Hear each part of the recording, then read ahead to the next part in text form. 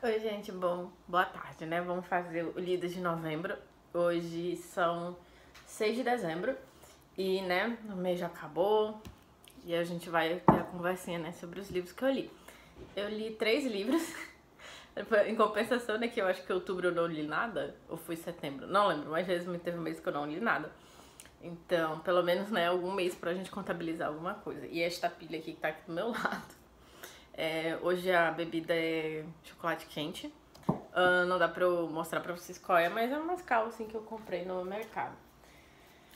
Esses aqui eu vou dizer que são spoilers do vídeo de unboxing da Black Friday, mas assim, não é tanto, porque esse vídeo eu acho que vai ao ar depois que esse vídeo de unboxing da Black Friday tiver ido ao ar. Então, não vai ser um spoiler, mas pra mim que ainda não mostrei os livros e tal aqui, vai ser. Então, basicamente é isso. Eu li 2 livros no telefone, eu li 2 livros no Kindle e um físico, né? O livro físico que eu li foi Reparação, ou melhor, eu li os 3 no Kindle, na verdade, né? Só que um eu acabei comprando, que é o Reparação, do Ian McEwan. Eu comprei na Black Friday, não tava muito barato não. Mas eu comprei porque eu sabia que não ia baixar mais que isso, né? E também ele andava meio, tipo assim, caro e tava com poucas unidades, alguma coisa assim. Então eu comprei e eu li no Kindle, né? Mas eu li no Kindle. O Galinheiro, do Maurício Lopes. Esse aqui foi o A Consciência Dizendo. Finalmente acabei. Ai, meu Deus do céu, finalmente acabei A Consciência Dizendo, gente. Nem eu acreditei, mas esse momento chegou. Todo negócio ruim acaba. Mas tá, né? Vou já falar desse livro. E a capa vai ficar aqui aparecendo enquanto eu estiver falando dele. Mas bom, vamos falar do Reparação, né? E depois eu falo dos outros.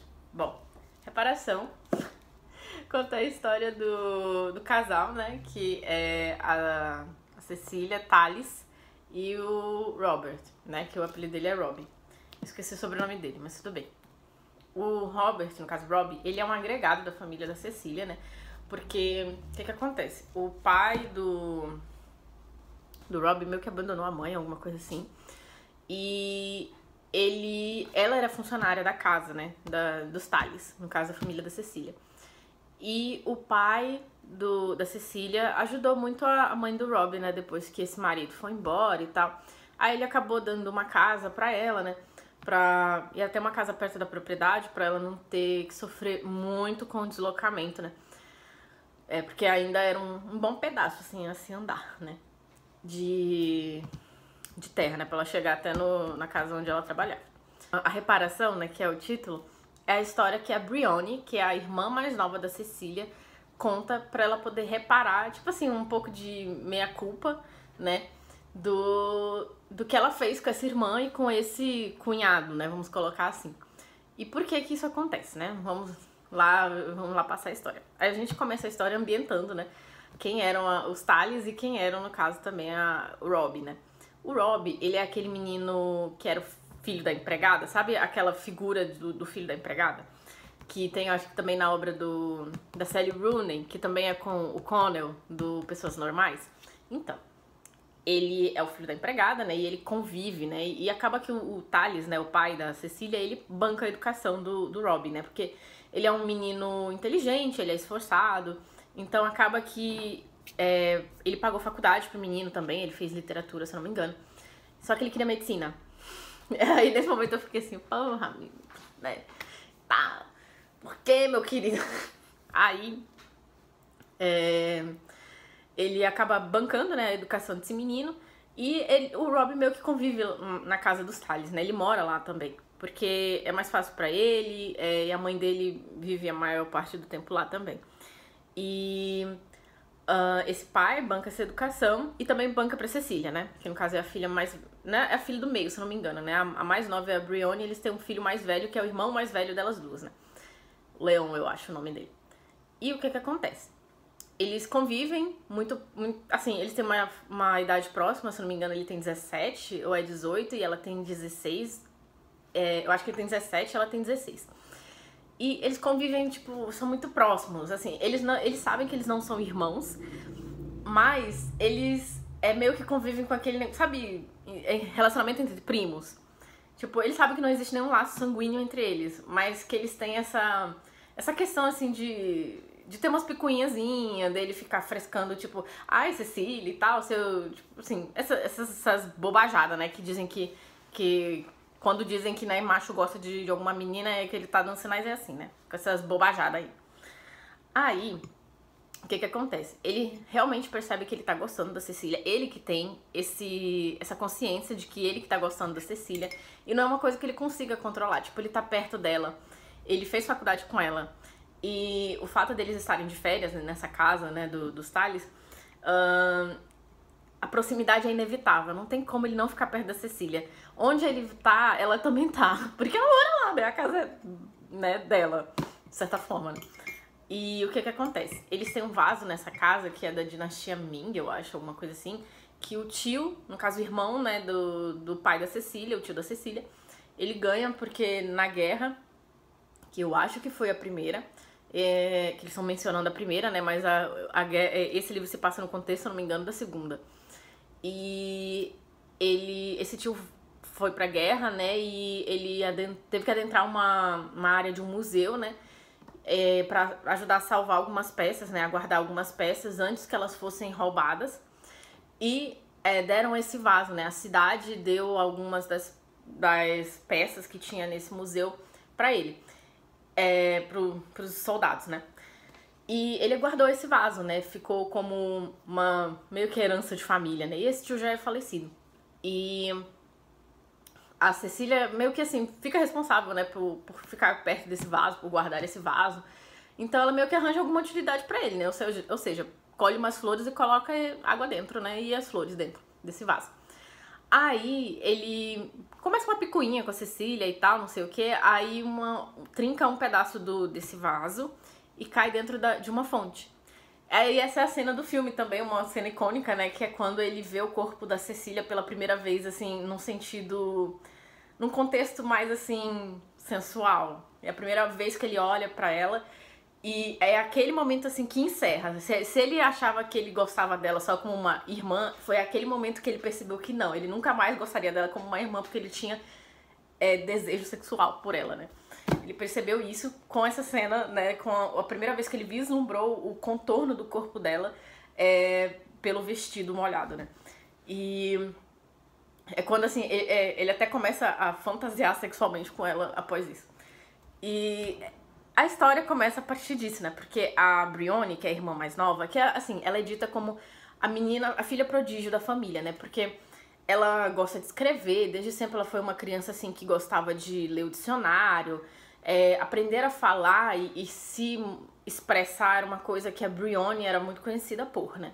Então, assim, a mãe sempre lia as peças, né, que ela escrevia e tal, só que, assim, é tudo muito... Quando você lê o livro, você entende o que o autor quer falar, tipo, é só mais uma menininha rica que tem, né, condições de escrever e que a família, né, tipo, ajuda, né, vamos colocar assim, né, com esse dom. Então, assim, a Briony vê essa cena.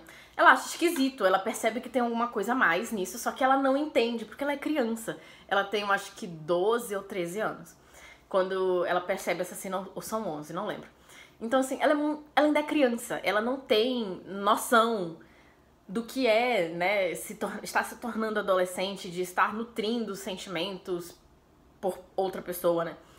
Então, assim, ela não tinha, ela percebeu que tinha alguma coisa além que ela não conseguia compreender. Beleza. A partir disso, o Rob não consegue mais esquecer a cena, né, do corpo da Cecília, que a partir disso o sentimento que ele nutria por ela, assim, literalmente virou uma coisa assim que ele não conseguia mais parar de pensar na Cecília. Ele resolve escrever pra ela, né, só que ele tem um péssimo humor, né, com ela, então ele meio que escreve uma carta de bobajada falando eu não consigo parar de pensar que eu esteja com você. E depois ele repensa, né, isso, porque ele lê assim, porra, né, difícil, né, se eu fosse uma menina também fosse ler esse negócio, também não ia gostar. Aí ele guarda essa carta, né, debaixo dos livros dele. Ele tava se interessando, né, por querer estudar medicina, então acaba que ele já tinha alguns livros lá na casa dele, lá no quarto dele, né, no caso. E ele meio que colocou a carta dentro de um dos livros e tipo assim, eu vou escrever outra coisa, vou pensar em outra coisa pra falar pra Cecília, né. E aí quando ele escreve, realmente ele consegue produzir uma carta onde ele explica pra ela o sentimento dele e tal, de uma coisa um pouco mais elaborada, né. E beleza. Aí ele pensa assim que ele vai andar com essa carta pra dar pra ela quando ele tivesse a oportunidade de ficar assim um pouco mais a sós com ela, né? Porque dar um negócio desse pra ela ler na frente da família dela também não seria uma boa, né? Uma boa situação pra confessar os seus sentimentos. E no caso, ele deixa, tipo, tudo jogado em cima da mesa dele e ele acaba pegando a primeira carta que ele fez, que ele escreveu, né, abobajada pra ela. E ele fica com essa carta no bolso achando que era a carta certa e pra ele tava tudo bem. Aí ele sai, ele tem que passear com a Brienne, alguma coisa assim. Ou ele tem que ir pra casa dele, da casa da mãe dele, né? E no caminho ele encontra a Brienne, acho que numa caminhada, de uma caminhada que ela tava fazendo. E ele meio que... você segura um negócio aqui pra mim? Você segura esse papel aqui, porque ele tava ocupado fazendo alguma coisa, ele pediu pra ela segurar esse papel, que era a carta, né? Pra não acontecer nada com essa carta. Aí ela viu que tava endereçada pra Cecília. E ela sai correndo, ela não espera ele, ela sai correndo e entrega essa carta. Nisso que essa carta chega nessa menina, ela nem lê. De primeira, assim, porque ela tava ocupada, né? Ia ter um jantar na casa, iam ter convidados, e ela tava pensando no que ela ia vestir e tal. No que ela tinha que fazer, né? Pra aquele dia. Aí tá, beleza. Mas depois ela tira um tempo e ela lê essa carta e ela, né, lê e fica assim, porra, né? Difícil. Mas ela também já tava percebendo os olhares do Robb, tipo, que entre ela e ele tava acontecendo alguma coisa, mas que ela também meio que gostava dele. E eles ficam sozinhos na biblioteca, e a primeira cena, e eu fiquei assim chocada, gente, porque assim, eu tava bem lendo o livro. Aí quando eu vi uma cena aí eu... E eu tava no centro cirúrgico. Eu tava com o Kindle assim aberto. Aí eu disfarçando, agora eu entendi os memes, né, que as meninas que leem Hot, e elas falam no TikTok, que tipo, você lê Hot na maior calma e naturalidade do mundo. Eu me senti elas pela primeira vez na minha vida. Aí eu fiquei assim, meu Deus, que eu fiquei nervosa. Continuei lendo, né, porque não ia parar assim de jogar o Kindle no chão, né. Aí tá, beleza. Eles têm esse momento que é interrompido pela Brienne. Literalmente empata. Aí ela vê, né, que eles estão juntos e que eles estão fazendo alguma coisa que ela não sabe o que é, mas que não é pra ela estar ali. Ela tem plena consciência de que ela... A gente é uma criança muito chatinha, tá? Porque ela fala as coisas e ela não pensa no que ela fala, porque na cabeça dela ninguém... Tipo assim, todo mundo tem a obrigação de acreditar no que ela fala, só porque ela é a Brienne Tales. Então assim... Aí é isso, sabe? E ela percebe, ela vê isso e eles, né, eles tentam, né, nem disfarçar, eles tentam fazer com que ela vá embora, né? Só que sem falar pra ela diretamente, olha, vai embora. Aí tá, o que acontece? A partir dessa cena, é o momento em que tudo dá errado pra eles dois. Porque é o momento em que a Brienne mente. E eles estão com os primos também nessa casa, né? Receberam os primos que os pais estavam se divorciando. Aí para as crianças não ficarem naquele ambiente difícil, né, de divórcio, os pais, né, que são, eu acho que a mãe dessas crianças é a irmã da mãe deles, né, da Brienne e da Cecília, manda eles pra ficarem com esses primos durante um tempo, né, com os outros primos durante um tempo. Aí beleza, estão lá todo mundo na casa. E o que acontece? Tem uma situação onde a Brienne meio que pega a carta, né, do quarto da irmã dela e ela mostra pra mãe. E é esse o momento em que todo mundo, tipo assim, leu a carta com aquele conteúdo lá. Gente, é porque assim, se eu falar aqui, eu não sei se o YouTube vai barrar. Mas ele realmente fala que eu não consigo parar de me imaginar você. Ele realmente escreve isso. Né? Também não colabora, né, amigo?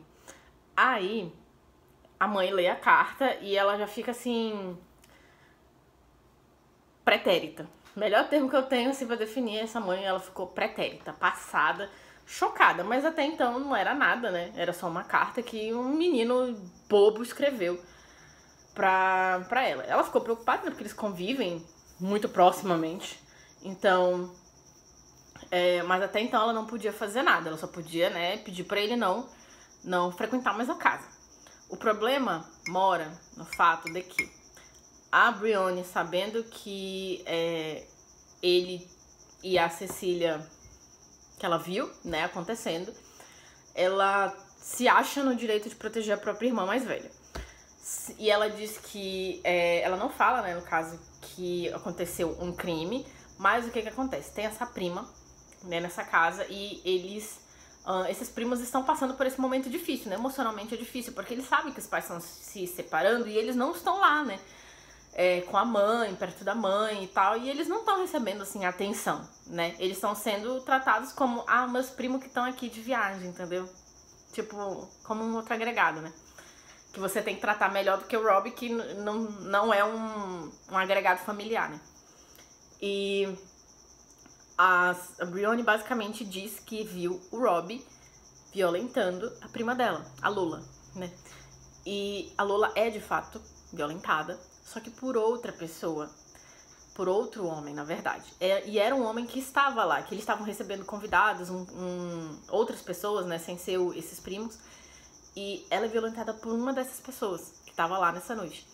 Só que a Lola estava tão assim, consternada com a situação, tão traumatizada, né, com o que acontece, que a Briony falou, foi o Rob, né? Aí ela concordou. E essa é a questão da reparação que acontece nesse livro, né? A Briony fez merda e o fato de que isso aconteceu e o Rob foi preso, né? Não precisou de testemunho dele, nem nada, nem de prova, né? Porque era 1900 e bolinha, né? Isso aqui, então, provavelmente não deveria ter teste de DNA. Provavelmente não, com certeza não tinha teste de DNA. E ele é preso. Ele fica alguns anos preso por conta disso e depois ele sai da cadeia. Só que quando isso acontece, também acontece uma outra ruptura, que é a da própria Cecília. Ela rompe com a família dela, porque ela diz que o que ela e o Rob têm não é nada, assim, não é nada manipulado. Ele não manipula ela pra ter nada. Ela gosta dele, ele gosta dela. E ele é meio que colocado, tipo, maníaco. Sabe quando dizem maníaco sexual? Então, resumindo, ele tinha esse negócio lá na ficha dele. Então, todas as correspondências que ele trocava, principalmente com a Cecília, eram vistoriadas, saber se não tinha nada, né, que comprometesse ou algum termo que eles considerassem chulo, né, na carta. Então, o que acontece? Eles nunca puderam ficar juntos. Basicamente, esse livro, eles nunca puderam ficar juntos, assim, formalizado, bonitinho, porque toda vez que eles conseguiam ficar um tempo juntos, a Cecília, depois que rompe com a família, ela faz um curso de enfermagem, né, e ela se torna enfermeira. E meio que a Briony faz a mesma coisa que ela, olha pra irmã mais velha e pensa, eu vou fazer tudo que ela faz, que é por uma forma de, uma autopunição, sabe, uma comiseração que ela tem, que é de se autopunir fazendo o que a irmã dela fez, porque assim ela se sente mais, vamos dizer, mais próxima da irmã com a qual ela nunca mais falou e com quem ela nunca mais ia ter um relacionamento. Porque a irmã dela sabe, né, a Cecília sabe que foi a Briony que falou merda e que mentiu. E que ela nunca fez esforço nenhum pra desmentir a si própria. Então, assim, e a Briony, ela não tem noção de realidade nenhuma, gente. Ela acha que só se ela chegar com a polícia, falar, não, eu menti, eu disse que o cara fez isso com a minha irmã e ele não fez, e tal, sendo que uma menina realmente foi violentada. Então, ela mentiu, disse que foi uma pessoa quando foi outra. Então, ela não tem noção dessas coisas. Ela é meio assim, menina patricinha, assim, menina que faz merda. Ups, eu fiz merda, papai me ajuda, sabe? Então, dá raiva, muita raiva da Briony por isso, porque ela tem muitos momentos disso. Então, pra mim, as piores partes eram as dela, sabe? Porque quando a gente lê, a gente fica, meu Deus, menina, cala a boca, sério, para de existir. Porque, assim, você só faz merda. De 3 coisas que ela faz, 5 são merda. O que eu vou fazer defendendo essa menina? Não tem. E a gente só tem as coisas pelo ponto de vista dela, né? Porque é ela que narra essa história, né? É ela que escreve esse livro pra se reparar também, né? À toa que esse livro, na história mesmo, né? Quando ela começa o livro, ela já tem, sei lá, seus 80 anos, né? E ela quer publicar esse livro depois que ela morrer, pra ela não ter que enfrentar nada judicialmente, né? Aí até nisso ela é fraca. Ela é muito covarde. Ela não consegue. Tipo, eu até entendo a questão, né, de ter que pagar um processo, né? Pegar um processo e ter que pagar depois. Mas ela não tem coragem nenhuma. Tipo, ela aceitou que ela, tipo assim, vai ter que viver com o peso de ter feito as merdas que ela fez. Mas ela reparar mesmo, de tomar atitude de ir lá, não, ela só consegue fazer coisas assim, escrevendo, entendeu? Aí... sendo que a irmã dela morreu, no final a gente descobre... o final é triste, porque a gente descobre que os dois morreram e eles estavam planejando ficar juntos, né? Se casar e tal, depois que a guerra acabasse. Aí, o que acontece? Depois de anos que isso aconteceu, né? Todo mundo falando, não sei o que, esse mistério. Gente, eu já sabia que o mistério, quem era a pessoa que tinha violentado a Lola, já no começo. Assim, não sei se é porque eu sou meio dada, assim, a pegar as coisas no ar. Então, assim, eu já sabia, eu queria saber o que aconteceu com eles, com, no caso, a Cecília e o Robbie. E o final é triste, porque na última página que a gente descobre que, simplesmente, o Robbie morreu na guerra, morreu de sepse, em consequência da guerra, parece que ele morreu de sepse. E a Cecília morreu porque uma bomba caiu numa estação que ela tava. Eu fiquei assim, não é possível! Eu fiquei surtada, sério, gente, eu fiquei muito triste. Aí quando eu fui abrir a Netflix pra ver esse filme, tinha saído da Netflix. Ainda por cima isso. Até a minha história com esse livro também é triste. Aí eu fiquei assim, descobri que tem no Prime, mas tem que pagar, né? Eu tô esperando voltar pra Netflix, sabe Deus quando será isso, se vai acontecer. Mas resumindo, gente, eu fiquei pior que a mãe da Cecília quando leu a carta.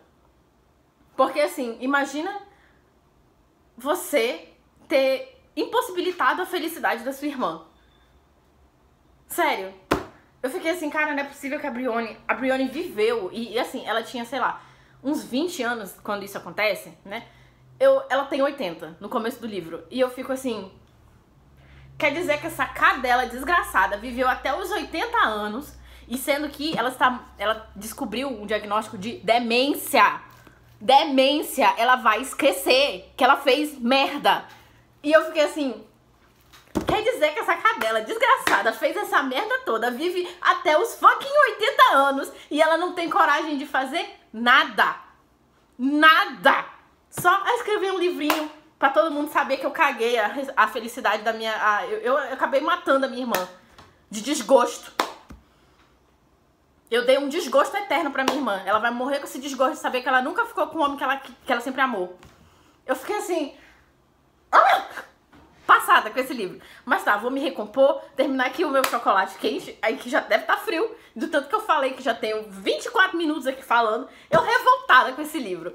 Mas assim, sério, gente, eu amo quando eu fico revoltada com esses livros, porque assim, são os livros que eu mais gostei. Certeza, esse aqui são 5 estrelas esse ano. Adorei. E uma que você começou chutando a porta comigo e assim, amei.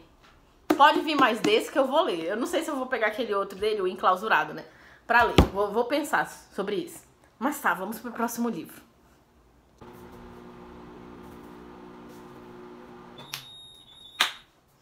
Vou até esquentar o pobre do meu chocolate quente porque ficou frio. Mas tá, vamos lá. O próximo é esse aqui, que é o A Consciência de Zeno. Eu não gostei, gente, sério, desse livro em si. Eu entendo, eu fui pesquisar depois que eu acabei de ler. Por que esse livro é considerado importante? Porque ele é o primeiro livro, assim, se eu não me engano, esse autor, Ítalo Svevo, ele era tradutor do Freud, né, pro italiano. Então, como ele entendia de Freud, né? Ele tinha lido a psicanálise, porque ele era o tradutor do homem. Ele incorporou elementos da psicanálise aqui nesse livro para elaborar essa história dessa pessoa. Ele era meio que amigo também do James Joyce. Então ele queria... né, que esse livro é considerado o Ulisses meio que italiano, sabe? Eu ainda não li Ulisses, mas eu tenho. Eu tenho Ulisses no meu Kindle. Eu comprei aquela edição... Essa edição aqui, acho que da Dublinense. Não lembro. E eu não sei, eu só sei assim que é meio que parecido com a história de Mrs. Dalloway, né? Que uma bela manhã Mrs. Dalloway sai pra comprar flores ela mesma, né? No caso é o cara lá do Ulisses, né? Do James Joyce, que resolve fazer não sei o que. E o livro se passa numa manhã, né? Sendo que o livro tem, sei lá, 900 páginas e é uma manhã na vida de um cara. me pergunto, me peguei pensando sobre isso depois que eu li esse livro aqui, né? E por que eu falo isso? Porque esse livro conta a história do Zeno Cosini. Ele é de Trieste, na Itália, que faz fronteira com algum outro país aí do lado, que eu esqueci. Geografia da Europa, gente. Não sei. Sei que gostam de criar problemas, né? Em colonizar as pessoas e criar problema também pros outros. Mas tá, beleza. Resumindo. Faz fronteira, né, com alguns dos países, então acaba que a história em si, ela não tem, assim, a gente não tem muito da questão italiana, né, nesse livro. Mas ok, a história é do Zeno. Ele começa, quando ele é pequeno, né, essa história, mas ele começa explicando o porquê desse livro, né, que esse é o processo terapêutico do terapeuta dele, porque quando ele chega, né, com mais idade, ele vai a um terapeuta para tentar resolver as questões dele, né, de vida, agora que ele já é um homem velho e que a idade, né, começou a ter seu peso e as coisas que ele fez na vida também. Só que assim, gente, o Zeno, ele não se arrependeu de nada que ele tenha feito na vida, na verdade. Então, assim, o final, eu fiquei assim, cara, se eu achava que podia piorar, piorou foi tudo. Se eu achava que não tinha como ficar pior, piorou. Porque, assim, né, é complicado. Então, o que que acontece? O Zeno, ele é esse rapaz, né, ele vem de uma família abastada. Eu não lembro se é uma família de aristocratas ou se são de burgueses, mas a família dele tem dinheiro, no caso o pai dele, né. Aí ele conta esse relacionamento dele com a mãe, que não durou muito, né, porque a mãe veio a falecer e esse pai ficou cuidando dele. E o que que acontece? Tudo na vida do Zeno é um grande, assim, eu não consigo, né, porque ele começa a fumar muito cedo, ele fumava escondido os cigarros do pai. E ele não consegue parar de fazer as coisas que ele faz. É isso que incomoda ele, por exemplo. Ele não consegue parar de fumar. Ele não tem um relacionamento bom com o pai logo no começo, né? À toa que antes de morrer o pai dele, num momento assim de doença e de, sei lá, do que tava na cabeça dele, ele até dá um tapa, né? No Zeno, pra ver, assim, se o Zeno se despertava na vida, né? Porque ele tava morrendo e o Zeno tava lá, né? Tendo um treco. E ele não consegue parar de trair a esposa também. Então, ele vai pro terapeuta, olha, eu sou um homem velho, eu fiz tudo isso na minha vida, mas assim, ele não se arrependia de nada que ele tinha feito na vida. Então, não tinha sentido um pouco, assim, o que ele queria tentar fazer, tentar mudar os hábitos de vida dele, alguma coisa assim. E a história toda é o Zeno contando, né, que ele tá fazendo esse caderno, né, com as memórias dele, porque o terapeuta dele pediu. E ele meio que desmerece o trabalho do terapeuta. Sabe aquela pessoa que vai pra terapia, mas fala, isso aqui não funciona comigo não, meu querido, você tá gastando seu tempo, eu tô te pagando aqui, mas assim, você não vai ver melhor em nada. E essas coisas. Por que faz terapia, então, né? Mas aqui. Ele meio que é dessas atitudes, sabe? O Zeno, se eu não me engano, em algum momento desenvolve diabetes, né? Então, ele também não consegue não ter, assim... Não consegue controlar muito a diabetes dele. Então, ele não consegue ser uma pessoa, assim, muito firme. Mas ele é químico, né? Então, ele entende de remédio, por exemplo. É até uma dessas coisas que eu comentei em um dos vídeos, que eu achava que, porque tinha voltado agora, ia acontecer alguma coisa que envolvia remédio, ou intoxicação, ou então alguém indo embora. E é o que acontece, alguém comete por abuso de remédios, né? E o que acontece? Essa história, ele contando, né? Falando essas coisas, e o terapeuta dele, parece que eles brigam, e esse terapeuta publica, né? As memórias dele. Sendo que era só um caderno terapêutico, né? Mas tá. O Zeno é esse meio que playboyzinho, sabe? Porque ele nunca enfrentou uma dificuldade, ele fez o que ele quis, ele foi fazer intercâmbio na Inglaterra, não gostou muito do clima dos ingleses, tipo, da convivência com os ingleses, diz que eles são muito chatos e tal. E tem um monte de formiga aqui onde eu tô, não sei porquê. E ele, assim, ele vai contando das namoradinhas, dos casinhos, que ele gosta dessa menina, a Ada, né? Que a família dela é uma família que tem dinheiro. Ele gosta muito dela, acha ela mais bonita das cinco irmãs que ela tem, ou 3 ou 4, sei lá. E realmente a Ada é a irmã mais bonita. As outras, assim, são bonitas, mas não são a Ada. E ele tenta pedir a Ada em casamento, a Ada não aceita, porque quem gosta do Zeno é a irmã mais nova, que é meio que a irmã, tipo, que ele diz que é a mais feinha delas. E ele pede até a outra irmã, sem ser a Ada e sem ser com quem ele casa, que é a Augusta, em casamento. E depois que essa recusa, ele vai pedir a Augusta em casamento, né? Porque ele entendeu que era mais fácil ele casar com quem já gostava dele do que ele ter que se esforçar, né, pra gostar de uma mulher. Pra gostar de outra mulher igual ele fez esforço pela Ada. Então, o livro é toda essa vida dele de playboyzinho, sabe? Que nunca teve que fazer um esforço na vida. Ele chegou a trabalhar com esse cunhado, que foi o cara que casou com a Ada, né? Com a menina que ele gostava. Mas ele nunca teve muito ressentimento nem pela Ada e nem com esse Guido, né? Que era o marido dessa irmã. Porque ele entendeu depois que realmente a Ada não era pra ser, que, tipo, a Ada, ela tinha um jeito que não ia dar certo com o dele, mas que tava tudo bem, né? Ele já tinha casado com a Augusta e ele tava bem resignado. Meteu chifre que só nela. Então, assim, é isso. Então, assim, a vida toda, ele, assim, não tem nenhuma análise. É esse o negócio. Parece que a psicanálise é só, assim, pro começo, sabe? Porque mesmo no livro, não tem, assim... Eu não vou dizer que, nossa, precisava que ele tivesse um entendimento, uma iluminação e tal, não sei o quê. A gente sabe que nem todo mundo que faz terapia vai entender, né, os seus processos e tal. Mas, assim, é muito chato. Porque, assim, você vê que o Zeno não fez nada, tipo, na vida. Ele não melhorou em nada, ele só ficou pior. E no final da vida, ele um velho caquete, aquela... Eu não gosto de... quando eu falo assim, eu às vezes fico pensando, será que isso não vai soar etarista? Mas não sou etarista, tá, gente? O que acontece? Eu fico assim... É porque é meio complicado, né? Eu não defendo o homem, gente. Sério, não defendo. Não consigo defender o homem em nenhum momento. Aí, ele é um velho, né? De uns, sei lá, 70, 80 anos. E ele tá dando em cima de uma menininha, sei lá, de 13, de 14. E a menina, sei lá, é meio que tá saindo da pré-adolescência pra entrar na adolescência. Não é porque quando ele descreve o corpo dela, né, falando, tipo, que ela não tem muito peito, que ela ainda não tem, assim, nada, né, de corpo de mulher, eu fiquei enojada lendo. Então, assim... Então, é meio complicado.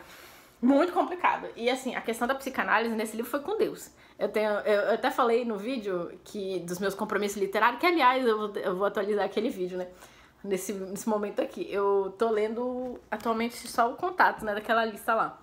E a Ilíada. Mas ok, chegar no final eu atualizo tudo. E simplesmente, assim, é muito difícil ler esse livro, porque é chato. Eu tenho uma amiga que ela falou bem assim, eu comecei a ler esse livro, achei mó chatão, eu parei. Aí se você errou, amiga, foi tentando me alertar, porque assim, é um livro insuportável. Mas resumindo é isso, gente, né? Vamos passar pro próximo, que já tá dando 10 minutos, contando com os 20 do outro, né? Pra onde vamos com esses vídeos, né? Mas sério, gente, não gostei. Real, oficial do livro. Então, assim, tem outros livros do Ítalo Svevo que eu tenho vontade de ler, que outro é o Argo e Seu Dono, né? A consciência dizendo, não gostei, não entendi, e se vierem falar assim, mas você não entendeu o livro. Não entendi mesmo, porque o autor fez muito esforço, né, pra me deixar nesse estado. Porque, meu Deus, que livro chato. Resumindo, é isto, né? E... o outro livro que eu li foi o Reparação, foi o A Consciência Dizendo e foi... quem mais? Que agora eu já tô esquecendo. Tá, vou relembrar aqui, aí eu já volto. Oi, gente, vamos lá. Eu tinha gravado esse trecho antes, mas eu não gostei de como ficou, eu vou regravar. Mas tá, eu tô sem meu Kindle aqui. Mas é pra falar sobre o Lidos, né, de novembro. E do livro do Galinheiro, né, do Maurício Lopes. E eu depois descobri que ele escreveu um outro livro que eu gosto muito, que é o Nova Jaguaruara. Eu vou deixar a capa aqui. E eu amo Nova Jaguaruara. Foi, assim, um dos poucos livros de terror, né, que eu li na vida, que eu não gosto muito. E gosto mais sinto medinho. E foi um dos poucos livros que me deixou sem dormir, de fato. Eu lembro que eu passei realmente a noite, assim, eu terminei o livro, acho que era 3 ou 4 da manhã. E... eu terminei com aquela sensação de... Meu Deus, eu tô de noite sozinha no escuro, né? Estava com medo. E beleza. Mas tá, sobre o que fala O Galinheiro, né? Que é o novo livro dele. Gente, eu já começo logo falando isso, porque teve algumas coisas do livro que eu achei um pouco esquisito. Porque em um dado momento, uma das personagens pergunta da pessoa, de outra pessoa, então cadê a minha filha, né? Só que ela chama a filha por um nome e a pessoa conhecia a menina por outro. Então, assim, só que não mostrava muito dessa dinâmica familiar pra gente ter muita certeza, entendeu? Porque, tá, né? Agora eu começo falando da história. A história de O Galinheiro, ele tem dois núcleos, né? Que é o núcleo dos Borges, que é o prefeito, e o irmão dele, que é médico, o médico da cidade. Eles são um núcleo. É o núcleo de pessoas mais abastadas, não necessariamente, nossa, estardalhadas, mas, tipo, eles têm mais dinheiro. Basicamente, eles são, né, as pessoas mais ricas da cidade. E da família da Neide com o Francisco, se eu não me engano. E até o nome de uma das filhas é Francineide. O nome do pai e o nome da mãe. Mas ok.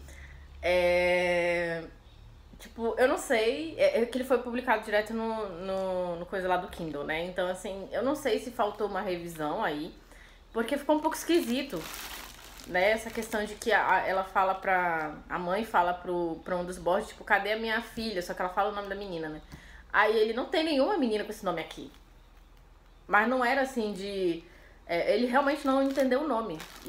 E o nome pelo qual a gente conhece a menina é outro. Então, assim, meio esquisito. Eu não sei se faltou revisão nessa parte.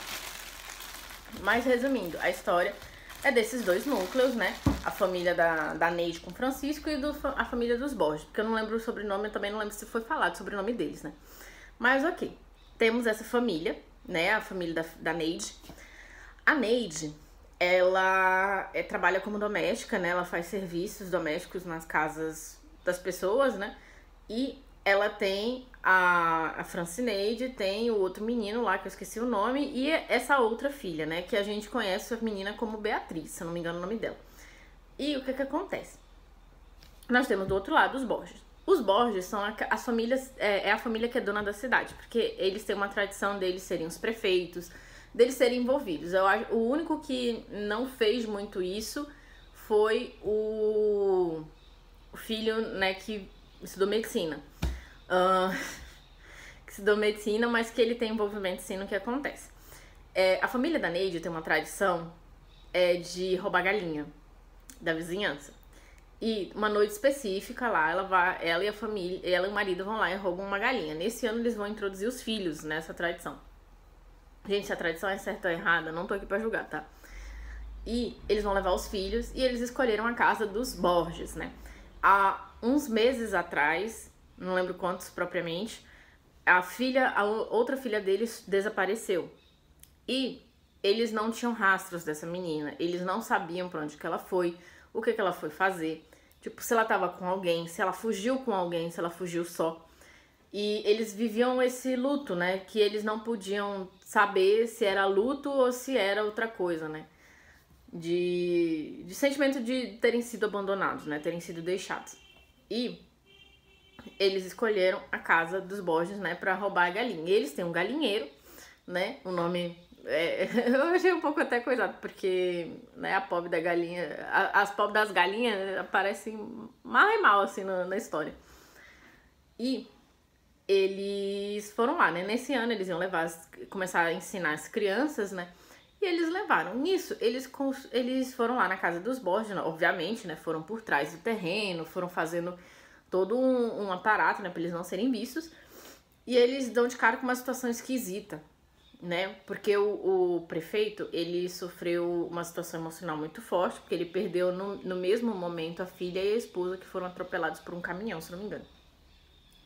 Ele perdeu as duas no mesmo momento, então, assim, ele era um homem conhecido por estar enlutado ainda, vivendo e sofrendo luto, né, dessas duas mulheres, né, no caso, a menina tinha 12 anos, a filha, e a esposa, né, a companheira. E A casa também é falada, né, a história dessa casa, de como que ela foi construída, de quantas... Era uma casa isolada também. Era perto de um lago, se eu não me engano, era perto... Tipo assim, ela era isolada do restante da comunidade da cidade. E conta toda a história também dos Borges, né? De como que aquela estrutura, aquele terreno também serviria aos propósitos deles no futuro, né? Que era... Eles... Vou logo falar aqui, né? Eles sequestravam mocinhas, eles matavam essas meninas. Eles não violentavam elas sexualmente, mas eles meio que faziam delas bonecas. O Borges, né, o prefeito, ele ficou tão... Porque tem 2 irmãos, agora eu não lembro quem é quem. Mas ele não estudou medicina, né, o prefeito, ele era advogado, se não me engano, ele era formado em direito. Ele tinha essa mulher, essa esposa, aí depois essa mulher e essa filha, e depois que elas morreram, ele tinha uma questão com aquela filha, né, porque ela era filha única, era a única filha dele, então era meio que a princesinha dele, ele fazia dela uma bonequinha. E o que acontece? Quando ela morre, ele perde o sentido da vida, né? Tipo, ele perde toda essa questão de querer continuar vivendo, ele não consegue se imaginar vivendo naquela casa sem a filha. A esposa foi-se, mas a filha ele não conseguia processar perder uma filha tão jovem, né? Porque ele ele e o irmão, né, perderam também a irmã com 12 anos, né? Não é à toa que quando foi chegando perto dela fazer 12, essa filha, ele ficou muito ansioso, ele tinha várias medidas assim de proteção com relação à filha, porque ele e o irmão perderam essa irmã aos 12 num momento assim muito família, tava basicamente todo mundo na mesa e ela se entalou e morreu. Essa irmã deles, né, com 12 anos também, e ela foi... Isso foi um trauma muito grande pra eles, porque ela era a irmã menor, né, eles já eram rapazes de seus 17, 16 anos, então, assim, ela era uma das poucas, assim, meninas com quem eles tinham contato, né? E era a irmã pequena deles, então ela ficava lá enchendo o saco deles em alguns momentos que eles queriam ficar sós. Mas, assim, era uma relação, assim, até saudável, sabe?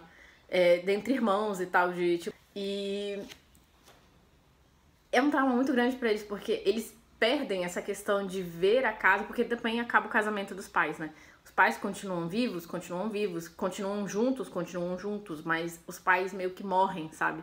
Depois disso, eles não conseguem, os pais não conseguem nem mais ser pais deles, né? E morre a menina, então eles associaram aquele negócio na cabeça, né? Ele, pelo menos, né? Acho que o Augusto, o nome dele. Ele associa, tipo, o dia que, né, morre a menina, morreu-se também os pais, morreu a família. Então, ele tem esse trauma, né? E por conta disso, acaba-se que ele, né, desenvolve isso com a própria filha, né? Esse complexo com a própria filha. Então, os anos, assim, ele tem aí morre, né, no caso a filha, e ele meio que pega o corpo dela. Nunca descobriram quem foi, mas foi o próprio pai. Ele pega o corpo da filha, ele preserva, né? Igual aqueles caçadores que caçam animais e preservam o corpo, né, pra exposição, esqueci o nome. Mas ele preserva o corpo da filha dessa mesma forma, né? Colocando ela vários produtos pra mantê-la, né? Tipo assim, não decompor, né? O corpo dela não se decompor. E ele faz isso, né? E o gato vai começar a gritar aqui na hora que eu tô falando, mas tudo bem.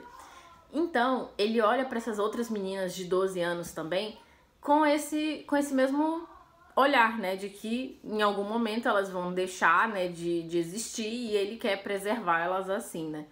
E ele tem a ajuda do irmão, que é médico.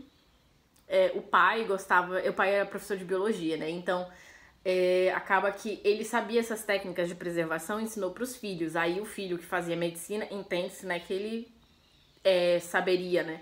Só que eles faziam esse trabalho juntos. Então era mais bizarro ainda, né? Então tem-se a Neide, né? Que ela trabalhou na casa do prefeito, né? Porque ela era contratada da esposa. E depois que morre, se continua assim o vínculo, né? De trabalho. E ela levava a filha, né, às vezes, e ele sabia que a esposa não curtia muito quando ela levava, né, a criança e tal, Mas numa dessas que ela chega lá, a criança sabe que a mãe tava lá e ela vai da escola até a casa do prefeito. Aí ela não tem contato com a mãe quando ela chega. Ela só fala que vai esperar a mãe dela até a hora delas irem. Aí ele oferece um copo d'água, né, pra ela, né, faz ela entrar na casa e tal, né, pra não deixar a criança fora. E ele sente o ímpeto, né, de matá-la.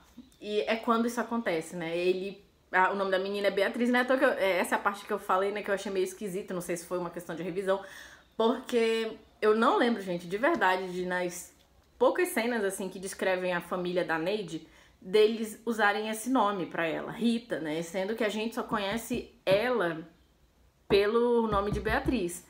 Então, assim, eu achei meio esquisito, mas, né, vou ler o começo de novo do livro pra ver se depois se não fui eu que faltei, né, com a parte aí. Mas, só que ele não faz só a menina de vítima, tem a outra, né, que é a Virgínia, que a Neide sabia, né, que no caso era filha de uma das colegas dela e ela sabia que estava desaparecida. Só que todas essas meninas somem e ninguém acha rastros, tipo, do sumiço delas. Ou seja, elas desaparecem sem mais nem menos. Então, era um caso, assim, a polícia não parece que não conseguia nada e nem se pensar em suspeitos se tinham, não é à toa que eles diziam, ela deve ter fugido com algum namoradinho. Então, assim, gente, mas 12 anos, fugir, assim, 3 meninas, sério. Aí, a gente tem essa visualização dessas dinâmicas familiares e onde é que a história se cruza, né? Com essa tradição familiar aí que eu mencionei no começo. No caso, a Neide e o Francisco, e os 2 filhos, né? A Rita, ou a Beatriz, como quer que ela seja chamada, ela era a filha mais velha, parece, desse casal. E eles tinham esses outros 2. E ele, no caso, vai ser família, né? Tentar roubar a galinha lá dos Borges. E o que acontece? Eles ouvem barulhos estranhos e eles vão lá ver. Nisso que eles vão lá ver, que eles sobem numa da parte da casa pra ver o que estava acontecendo, a Neide com o Francisco, né? Que são os pais, eles acabam meio que presenciando uma cena, mais a Neide do que o Francisco. Acaba presenciando uma cena em que eles veem a mocinha, a Virgínia, a que estava desaparecida, na casa dos Borges, sentada numa cadeira e amarrada nessa cadeira. Aí é quando a Neide, né, percebe, eu tenho que tirar essa menina daqui, né? E esse é o momento do livro, né? Que eles invadem a casa, só que eles esperam. Como eles fizeram barulho, né, um dos irmãos foi lá ver. Eles aproveitaram esse deslize, né, que deixou a porta aberta, e entram na casa pra tentar salvar a menina. Tem todo um entrever, uma cena, e são cenas super rápidas, né, que eles vão entrando na casa e tal. Então, assim, eles conseguem, de alguma forma, salvar a menina.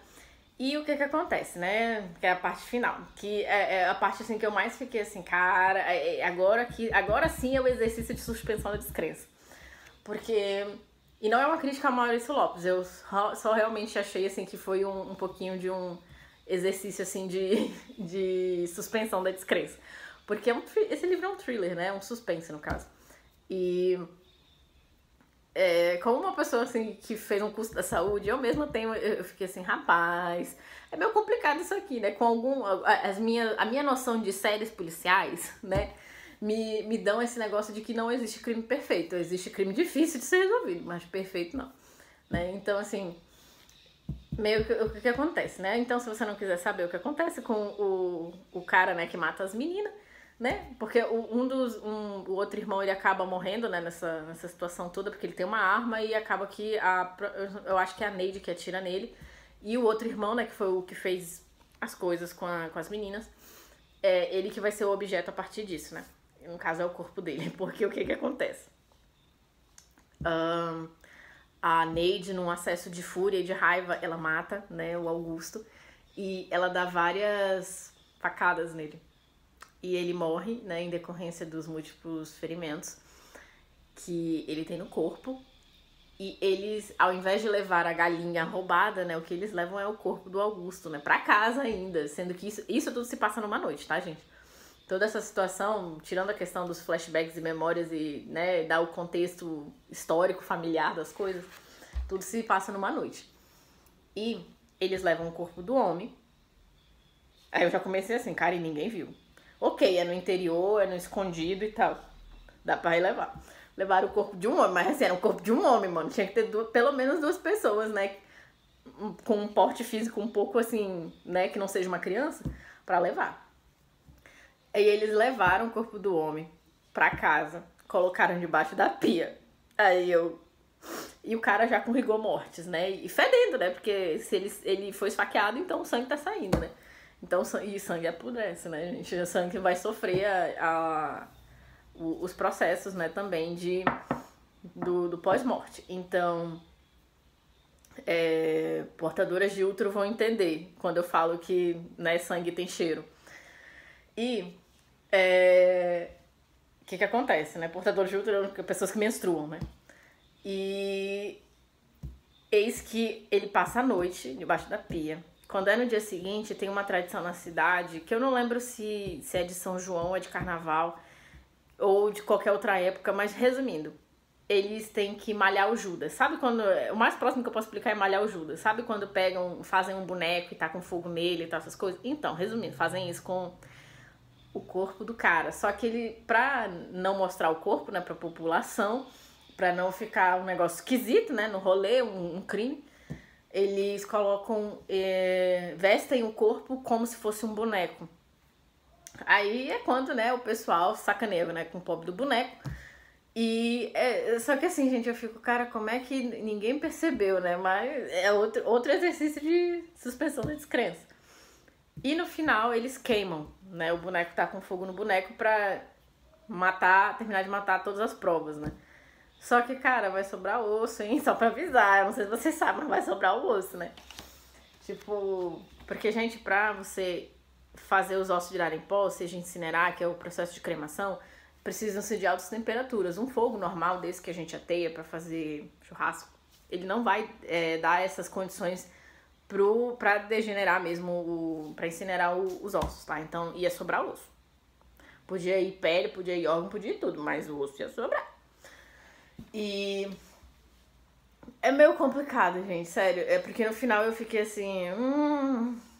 Começou, né, com a questão do nome, que eu já achei esquisito, e a suspensão da descrença. Mas é uma história, assim, boa. Só achei o final um pouco bizarro, não vou mentir, né? Porque a família basicamente fez com ele, né? Praticou com ele as mesmas torturas, né? Se deixar até pior. Porque ele sedava as meninas, né? Não que isso, nossa, foi um anjo, não foi, né? Mas as meninas eram sedadas, né? Elas não sentiam quando a morte delas acontecia, né? Mas o dele, assim, eu fiquei, rapaz, passo o pano, passo, de ladinho, assim, um panozinho, assim, com a mãozinha, né?